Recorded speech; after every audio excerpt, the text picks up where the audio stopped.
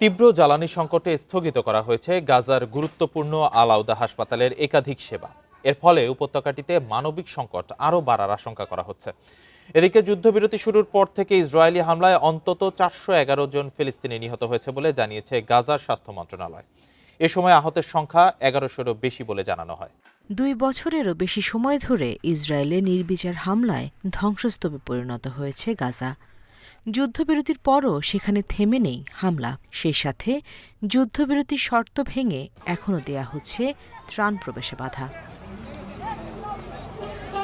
যুদ্ধবিরতি চুক্তি অনুযায়ী প্রতিদিন গাজায় 600 ত্রাণবাহী ট্রাক প্রবেশের কথা ছিল, কিন্তু জাতিসংঘ এবং বিভিন্ন বেসরকারি প্রতিষ্ঠান বলছে বর্তমানে প্রতিদিন মাত্র 100 থেকে 300 ট্রাক ত্রাণ নিয়ে প্রবেশ করতে পারছে। এমন পরিস্থিতিতে তীব্র জ্বালানি সংকটে স্থগিত করা হয়েছে গাজার গুরুত্বপূর্ণ আল আউদা হাসপাতালের একাধিক সেবা। স্বাভাবিক পরিস্থিতিতে হাসপাতালটিতে প্রতিদিন 1000 থেকে 1200 লিটার ডিজেল ব্যবহার করা হয়, কিন্তু বর্তমানে তাদের কাছে মাত্র 800 লিটার জ্বালানি আছে। দীর্ঘমেয়াদী জ্বালানি সংকটে হাসপাতালের মৌলিক সেবা দেওয়ার ক্ষমতা হুমকির মুখে পড়ছে বলে জানিয়েছে হাসপাতাল কর্তৃপক্ষ। হাসপাতাল পরিচালনার সঙ্গে যুক্ত জ্যেষ্ঠ কর্মকর্তা জানান, জেনারেটর চালানোর জন্য প্রয়োজনীয় জ্বালানি সংকটের কারণে বেশিরভাগ সেবা সাময়িকভাবে বন্ধ করতে হচ্ছে।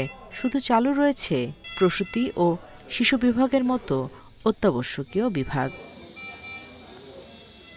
মানবিক সংকট এড়াতে স্থানীয় ও আন্তর্জাতিক সংস্থাগুলোকে দ্রুত হস্তক্ষেপ করে জ্বালানির নিয়মিত সরবরাহ নিশ্চিতের আহ্বান জানিয়েছে হাসপাতাল কর্তৃপক্ষ। এদিকে যুদ্ধবিরতি শুরুর পর থেকে ইসরায়েলি হামলায় অন্তত 4 শতাধিক ফিলিস্তিনি নিহত হয়েছে বলে জানিয়েছে গাজার স্বাস্থ্য মন্ত্রণালয়। এ সময় আহতের সংখ্যা 1100-এর বেশি। Nusrat Serin, Independent news.